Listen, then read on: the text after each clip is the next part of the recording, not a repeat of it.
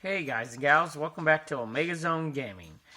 So, first of all, sorry for the lack of videos.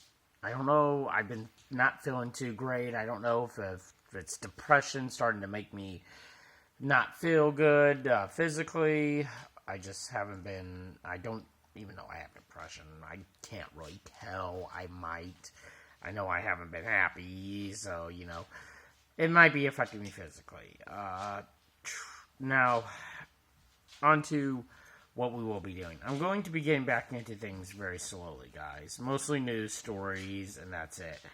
Maybe a review here and there. I will, however, be finishing the Kingdom Hearts retrospective, The Path to Kingdom Hearts 3. I will have two big videos actually up on Friday, and then the last one up on probably Sunday or next Wednesday.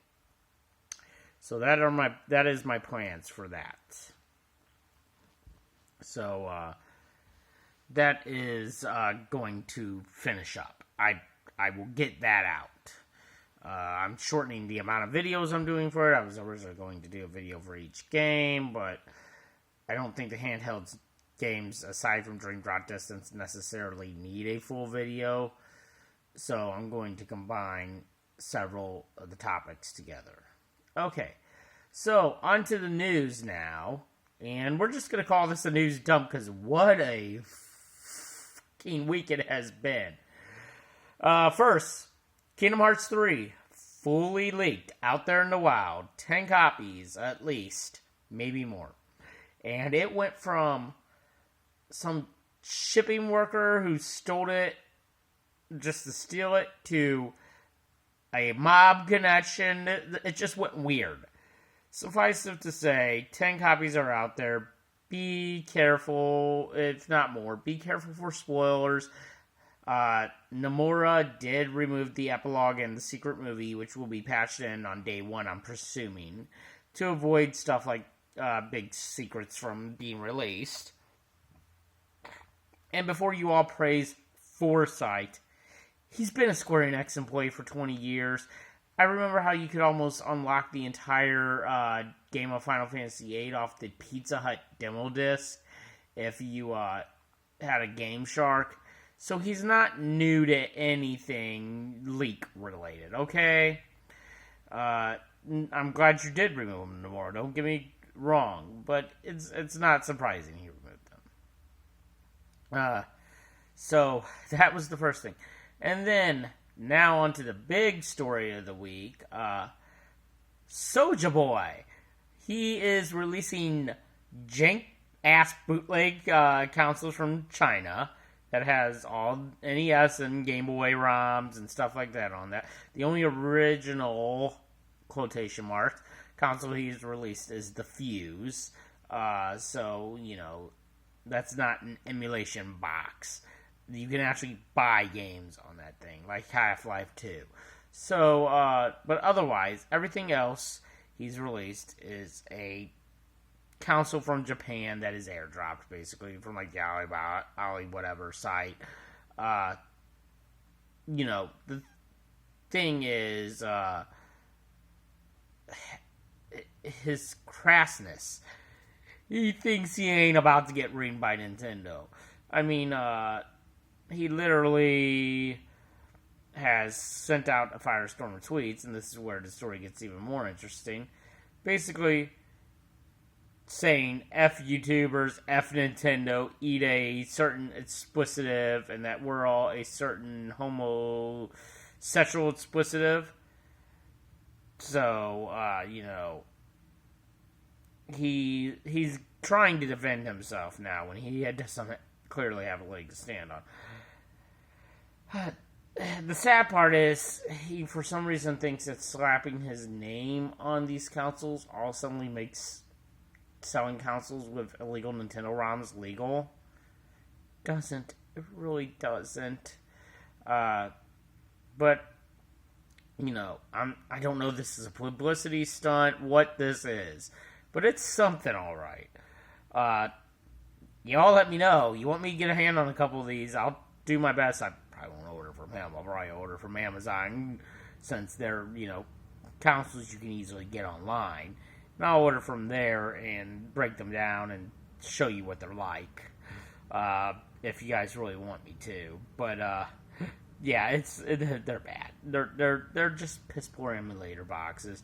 You go out and get a Raspberry Pi and be better, and then load up your own ROMs and not have to even deal with it, because technically the consumer who pays for it could be in a little bit of trouble too. Not as much as Soulja Boy and this company that's airdropping these for him. Oh, they are in a shitstorm. But technically the consumer could get into a little bit of legal trouble too, especially if the consumer is loaning it out, selling it, whatever the, thing may be there. That was the other big one.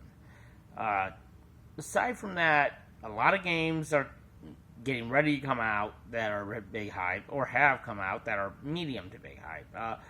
For anybody who didn't know, Last Remnant Remastered just recently came out about 2 weeks ago. If you want yourself a cheap little RPG for a Christmas gift, go ahead and pick it up. It's a great RPG. It's a great turn-based tactical RPG, and worth $20. Even if it was, not remastered. If it was just ported, it would have been worth $20. But they upscaled the graphics. They made a steady frame rate. So I would say it's worth $20.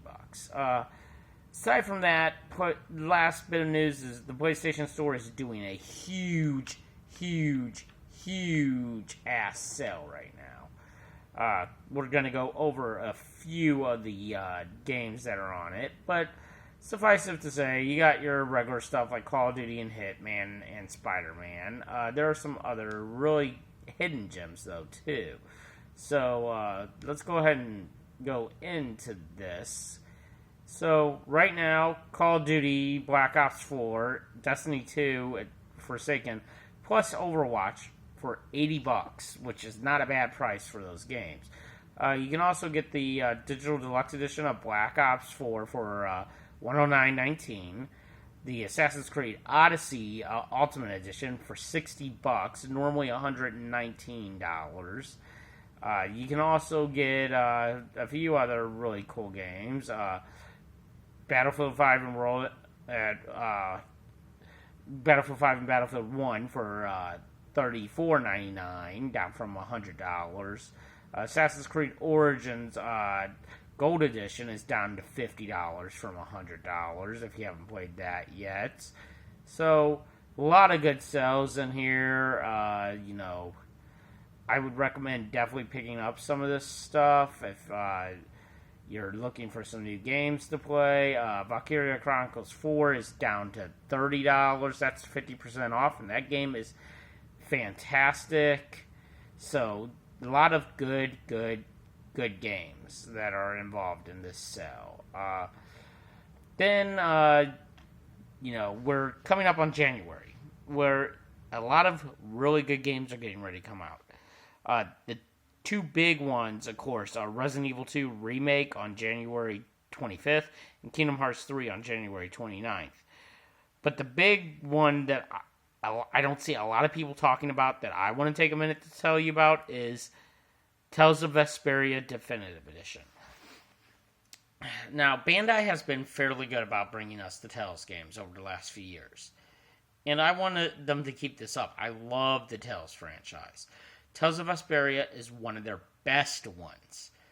It is a great story with great music, great visuals, great, fantastic gameplay. Probably the best Tales gameplay, in my opinion.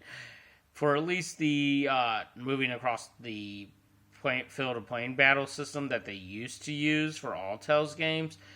Obviously, I would put Zestiria or Vesperia as the best for their full 3D movement games. But as far as being more of a classic Tales game, Vesperia was the pinnacle. And it just gets better with this version. It has all the characters that were originally moved from the Xbox version. It has all the extra quests, extra attacks, extra outfits, everything that was removed. And it's only going to be, I believe, $40 when it comes out. And you can get your choice of which console. That's on all consoles and PC. So it's on Nintendo Switch, PS4, Xbox One, and PC. So that is going to be a great buy when that comes out. And I do recommend it for anybody looking for a new RPG while you wait for Kingdom Hearts 3 to come out. It'll give you something to do and you'll actually like it.